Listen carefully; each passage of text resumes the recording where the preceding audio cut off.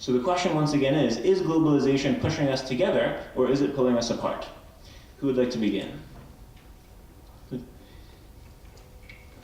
Good morning.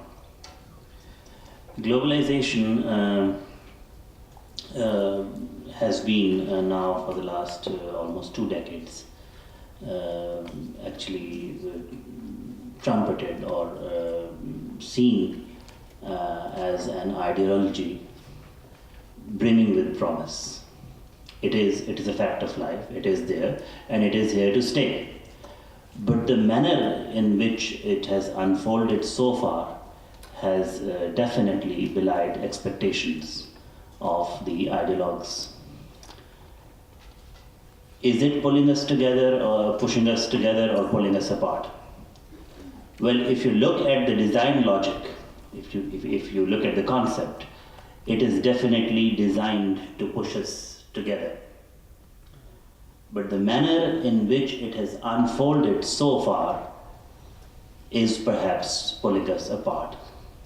And the repercussions are not only in terms of strictly economic results and basically outcomes, but it is on a wider, it has a wider range or a wider coverage in terms of political, social, and cultural repercussions, both in terms of national and international responsibility, both among and within nations. That is what has taken place.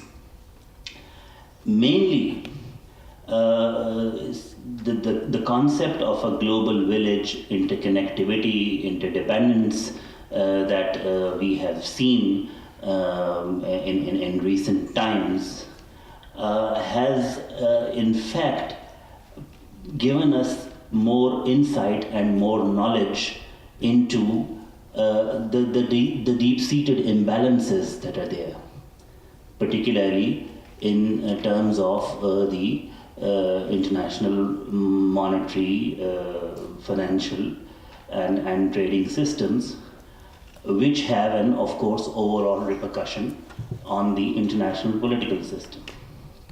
It has given people in the West more knowledge about how shocking perhaps these imbalances are, because you get to see. I mean, previously maybe it was just heard, but now even in the West people get to see and know more about the extent of, for instance, in economic terms, underdevelopment that is existing in parts of the world which are most densely populated, and that is even more shocking. But from the other side, the view from the other side, the shock is, there are two kinds of shocks. One is the shock that how underdeveloped they are, because they get to see the West or in one sense, better part of the world. It is a shock in itself that how far people have gone and how close to the poverty line some people are themselves. There is a reverse shock, because having seen the extent of difference, they realize, and it is even more shocking, that they are not going to get out of it, because there is a huge difference that lies, and there is apparently, in terms of their vision, in terms of their expectations over a lifetime, they are not going to make up for it. So there is this discrepancy, which is perhaps the root cause of a lot of problems at the international political and cultural level. It reminds of Raoul Prebisch, who once said, and during the statement delivered on behalf of the Secretary General, we had it as one of the sentences, that the situation keeps reminding us over and over again of what he said so many years ago, still holds good, and points out towards the root causes of so many things, that poverty anywhere is a threat to prosperity everywhere. So that is something perhaps that we need to look at, that it is designed, it is definitely aimed at pushing us together. But until and unless we remove these imbalances, we have a more democratic governance of the international financial, trading, monetary and political systems, it is going to aggravate. And until and unless we sit down to look at the root causes in terms of cultural diplomacy and address them in terms of cultural diplomacy, in terms of economic diplomacy, in terms of a greater need for more inclusive political approaches towards governance in the world, it is more likely to perhaps be centrifugal in that sense. Thank you. Thank you very much. Who else would like to make an introductory comment? Dr. Weigl, please. Yeah, good morning first.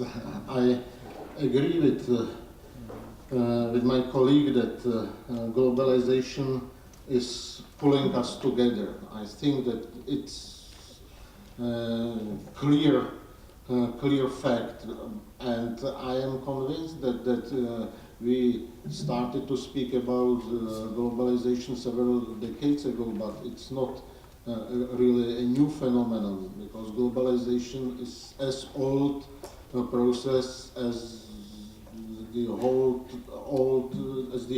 human history. It started from the very beginning, and what changes it is pace, its acceleration, and its scope. But it's a spontaneous process which cannot be stopped, which cannot be avoided, which cannot be prevented. We Czechs used to say that you can disagree with that or you can protest about it, but it's the only thing you can do about that, you know. And I think that it's proper characteristic that about the spontaneity of all of that. Globalization, of course, has a lot of contradictions. It has its creative parts and its destructive effects at the same time. It offers people all around the globe enormous opportunities. It proliferates new information, it proliferates technologies, it exchanges views, exchanges goods, exchanges ideas, exchanges people's flows of capital, and all of that. On the other hand, at the same time, because of globalization, some human activities, some human traditions, some human behavioral patterns are being liquidated, and that's a painful process. So I would argue that globalization requires more and more preparedness for permanent change, ability to adapt human activities, ability to compete, to be flexible, and the resistance we can see about that is stemming from natural unpreparedness, unwillingness of the people to change, their preference of stability and traditional ways of life and traditional processes, and it can have different motivations. Mark has mentioned dictators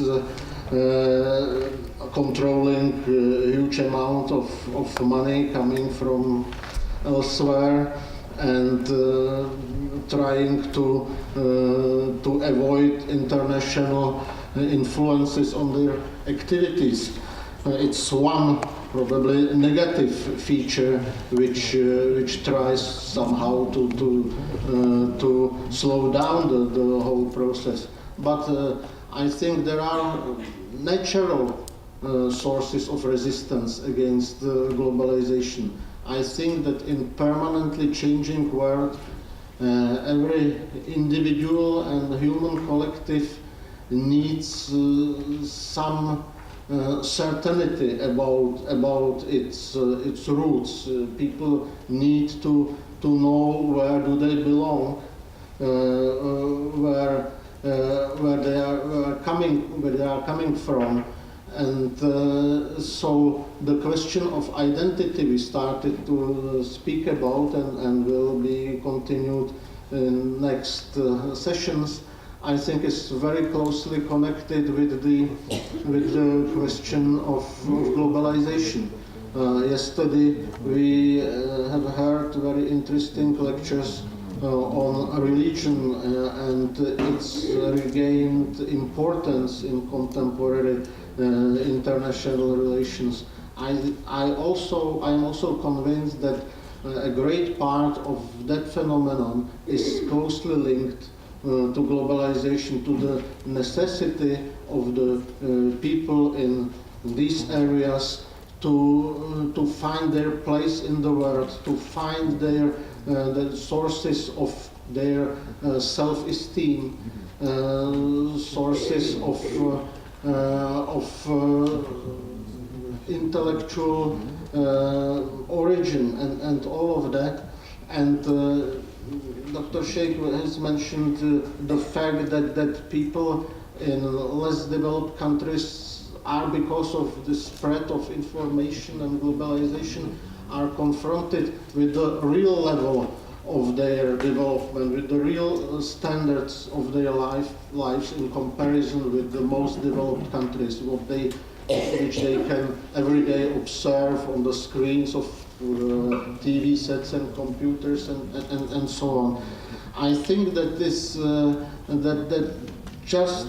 this phenomenon can be attributed to many negative effects which were touched yesterday or the days before.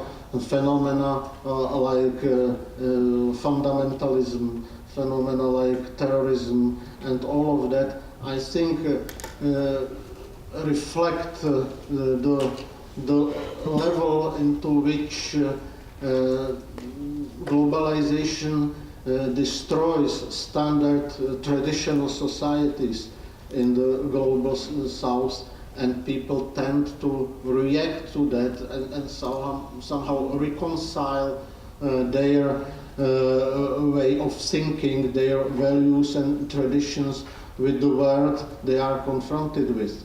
And I think that even such cases like, for example, Islamic Iran, which is generally perceived as an example of fundamentalism and anti-modernism and so on, is in fact a good example how even from these sources modernism is coming and inspired by the changes caused by globalization, that even conservative religion cannot stay alone and cannot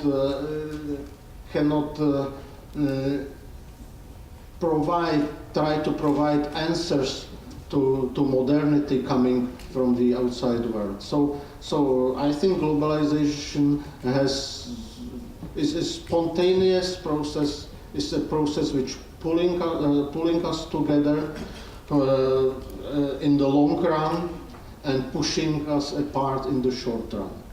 That's my view about the general topic of the session. Thank you. Well, everybody knows the importance of the globalization and the fact that we are living in a global village right now. The problem is that some people skip some other facts about globalization, or at least some other complaints about globalization. For example, for some people or some cultures, globalization may mean the kind of domination of certain powers or cultures over other cultures or civilizations. So the problem is that some people would take it as a vehicle for domination or proving supremacy on other cultures and nations. This is at least what some cultures in the South or in Africa or some in Asia would complain about globalization, that it's used to impose a kind of domination from the West, for example, or from the North on the developing countries. The other thing that some people would say that about globalization, that it's the stereotypes and the way of patronizing certain nations, cultures, or other civilizations by, for example, the media and other countries or powers, and creating certain images about the other nations is one of the side effects of globalization. The problem is that sometimes the media, drive some media stereotyping or something, drive cultures and civilizations apart instead of creating a more global village with mutual understanding and mutual respect. So it depends on how we are portrayed or imaging each other, especially if we are talking about in globalization or the global context. So the other thing is as well is it's like a glacier, it's like a separation process which is making all these continents or glaciers getting separate from each other, getting apart. The thing is like the technology alienation. This is one of the things that people are complaining about, even within the same nation or culture, about globalization, the usage of media information technology. Our colleague yesterday was talking about this, but I think it's very important that the technology which was supposed to be used for more global cause, it's creating, it's making each person sink into himself or herself more and being alienated from the society, the culture, the nation, or from others as well. This is like the usage of the new information tools or the media tools like Facebook, Twitter, and other, even iPod. It's like find people sinking into their own selves without being able to reach out for others or even communicate with others. So it's creating more people who are sitting apart from other people around them. As well, the issue of that our colleague Radwan was mentioning earlier, the issue that some culture as well is defending itself in a way which is countering the globalization. I'm not sure that it is right, but again, some countries or cultures are trying to preserve or keep their own traditions, customs, even religions, and sometimes it goes to the extreme to defend their own cultures or religions and to stop the wave of globalization which is coming to their countries or even their communities. So the whole matter is that it shows that the globalization is, of course, showing the diversity of the societies and communities all over the world. The problem is that some powers or cultures, maybe they are using this diversity to emphasize or to affirm the differences instead of creating or bridging the gap. So this is one of the problems that globalization should tackle or even study, how to use this diversity in creating a more closer, more understanding world in our time. Thank you. Dr. Thomas? Thank you. in answer to the question, I'd like to ask another question, is who's the us we're talking about? If it's the educated cultural elite broadly in this room, we're all coming together. So that's not the problem. And I want to answer the question more specifically, actually, with an example from Sulawesi, Indonesia, on the relationship between human desire and globalization and markets. Some of you may know that Indonesia is a major cocoa producer. And broadly, this is a story, I say broadly, this is a story that reinforces religion, occupational differences, and class divisions. So basically, you've got Christian farmers in the inlands, some of the inland islands and areas, and coastal Muslims who are traders and fishermen. The reasons for this have to do with Dutch colonialism and also the spread of Islam, the way it took place. But then a couple of years ago, there was a tremendous increase in cocoa prices. And so Muslim traders started buying up the land, the Christian lands, the Christians owned, because the Christians were not quite as well equipped to connect with the global markets. According to the Christian pastors, Christian women started to marry Muslim men for the money, not their love, but we won't talk about that. But here this is a story about the increase in the price of a commodity, global markets, and the way this contributes to Christian-Muslim tensions.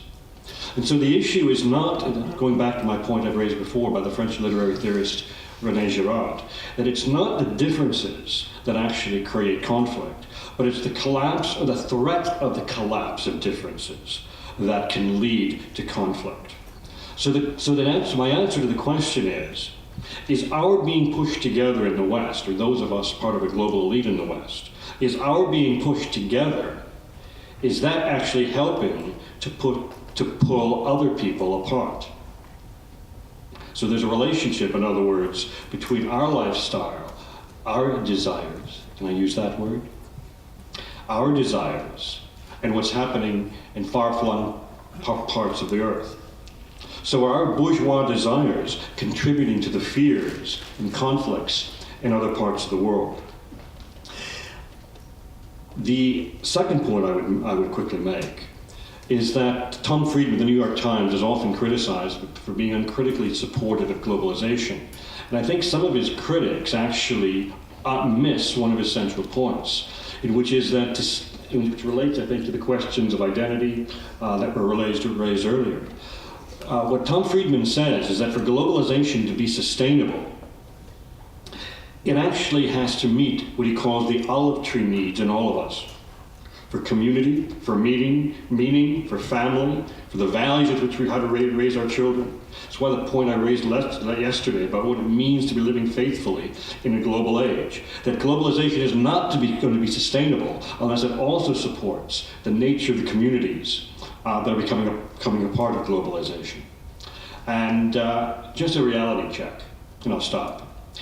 Let's remember that the North-South dialogue that started in the 1970s collapsed in the 1970s because the West, or the industrialized North, didn't see the point of distributing wealth and power to basically a bunch of third world countries that were dictatorships, in which the inequality within those countries was at least as great as the inequalities between the North and the South.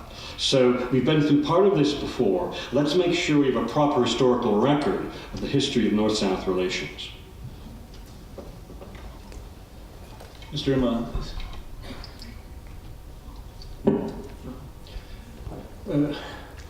If there are two answers for one question, in general, both are correct. If there are two alternatives, both are relevant and both are adequate. If there is a situation where I have to answer to a question, are we pushed together by globalization or pulled away, apart? I would like to put it even in a more radical way, in a more fundamental way. It seems to me that not only we are pushed together, but the situation of being together is the initial situation of the mankind, where we live on that same planet, and it's quite a small planet. We represent the one and the same biological species. Genetically, we are almost identical. So the situation of being together, it's even not being together, but in a way we are, we share the same identity. And so if the process of globalization means that we are today and tomorrow more aware about the fact of sharing the same identity, so it's very positive.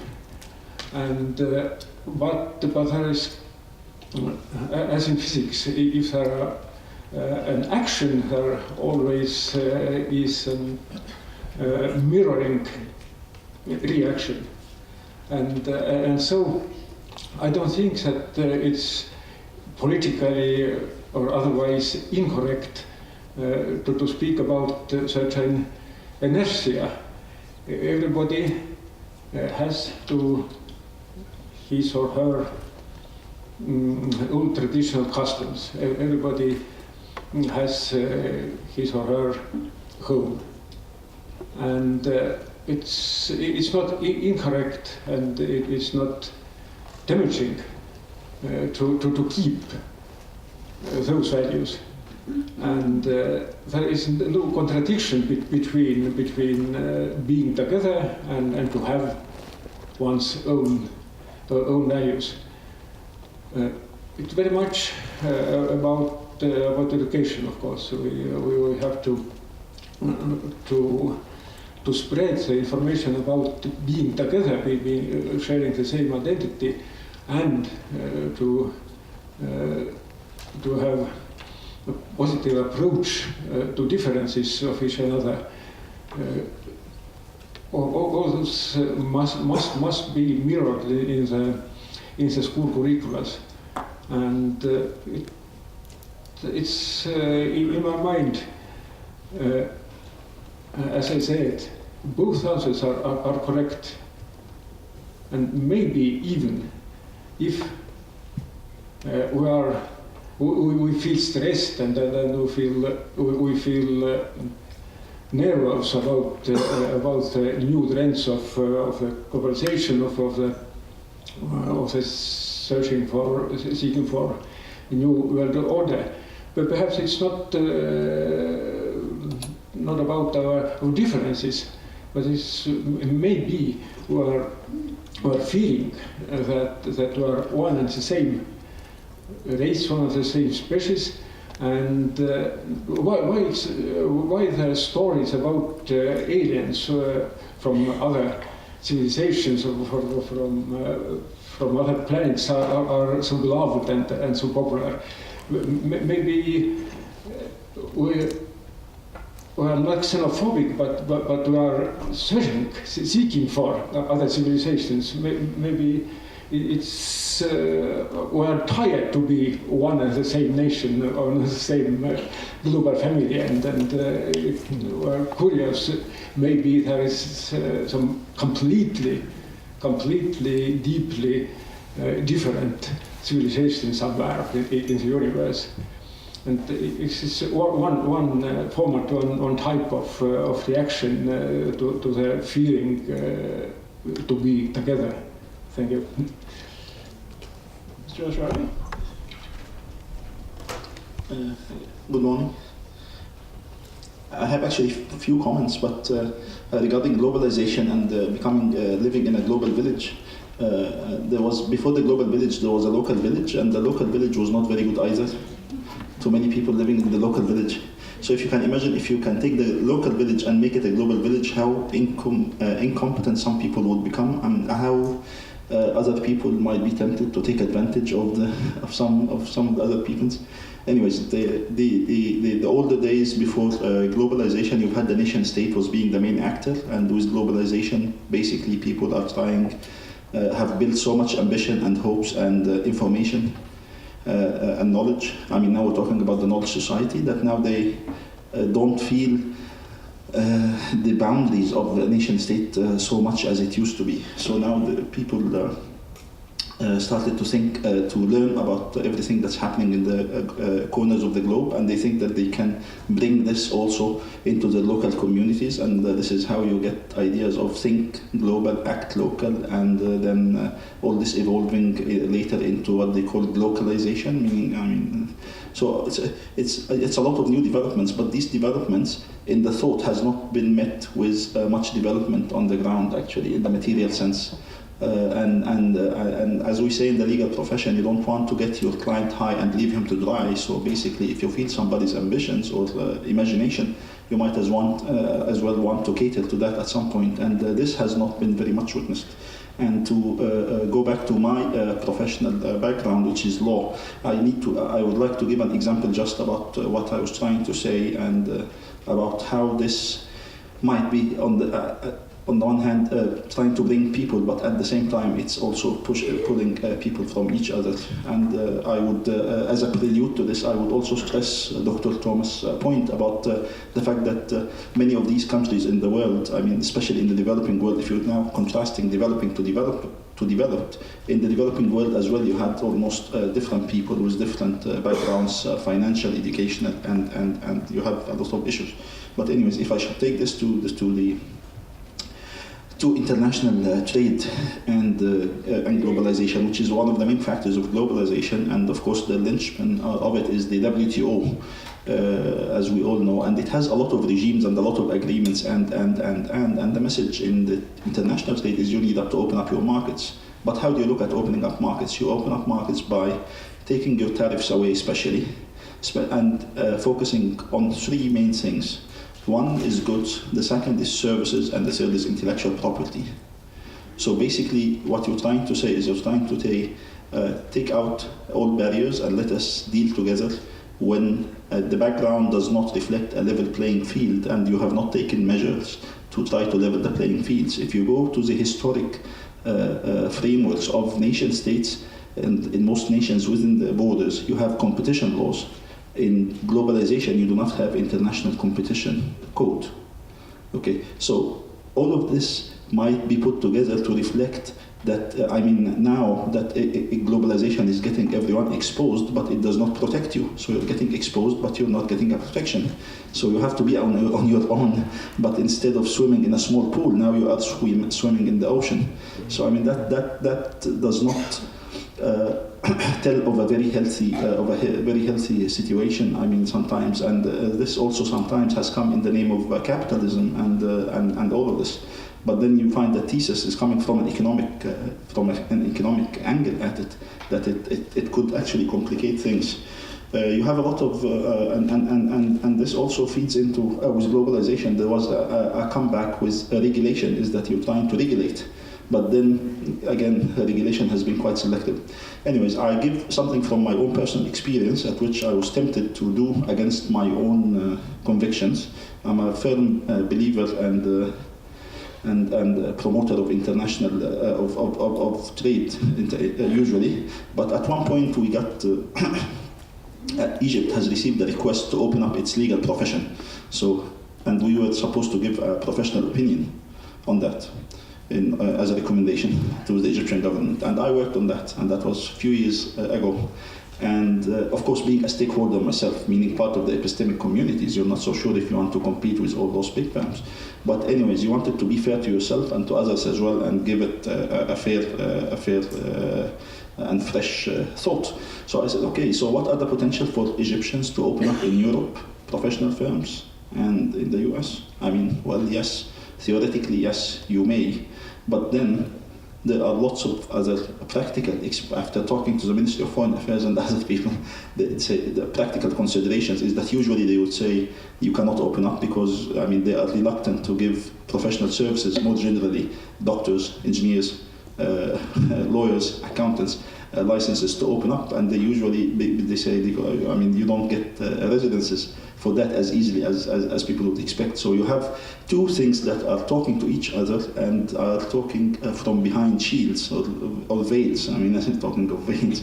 I mean, you have a professional ethical standard talking to something that is undeclared, that is more security. So what do you do in these situations? You have incompatibilities that are very inherent into the system and so enshrined that deprive you, even if you want to use globalization as means to come together, even at the level of epistemic communities. So, anyways, you find yourself having to take decisions at times that are less informed than people think in the age of globalization.